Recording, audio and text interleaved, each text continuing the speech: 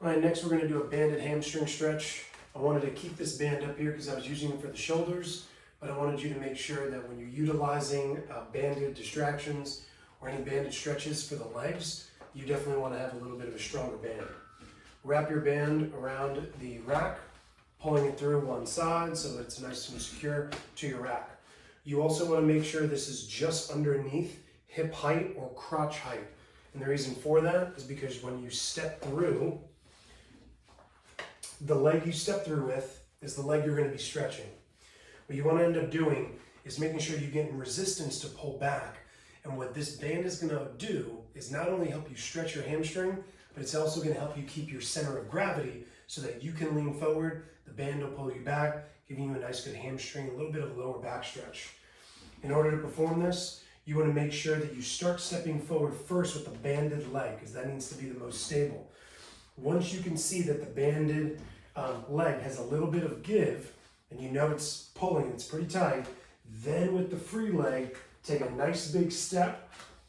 I do want you to make sure, not necessarily completely lock this leg out, but you want to make sure that you have a fairly soft knee so that as the band pulls you back, you can lean forward, and the band is helping keep me up. So I can keep walking forward if I'd like. As the band pulls back, it's opening up my hip, opening up my lower back, and I can get a much deeper hamstring stretch.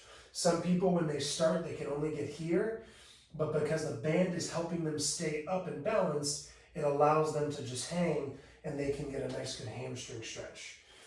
If you feel like that tension isn't tight enough, then start taking smaller steps forward, and again, then lead with the free leg so you can get into that big hamstring and opening stretch. Nice job. You only want to be holding the stretch for about 5 to 10 seconds on each side, and then release and come back on up. When you're done, let that leg out, pull the other leg through.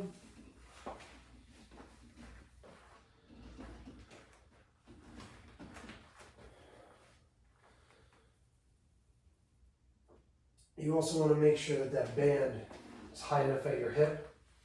If it's not going to hold you closer to your center of gravity. It's going to pull a little closer to the knee. So make sure that band is nice and high in that hip.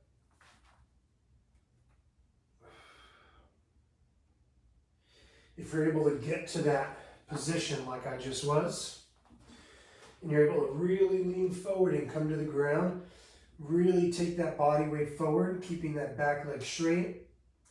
And after digging into the hamstring, it'll lead a little bit more into the lower back, giving you a really nice release, not just in the hamstring, hip, but in that lower back.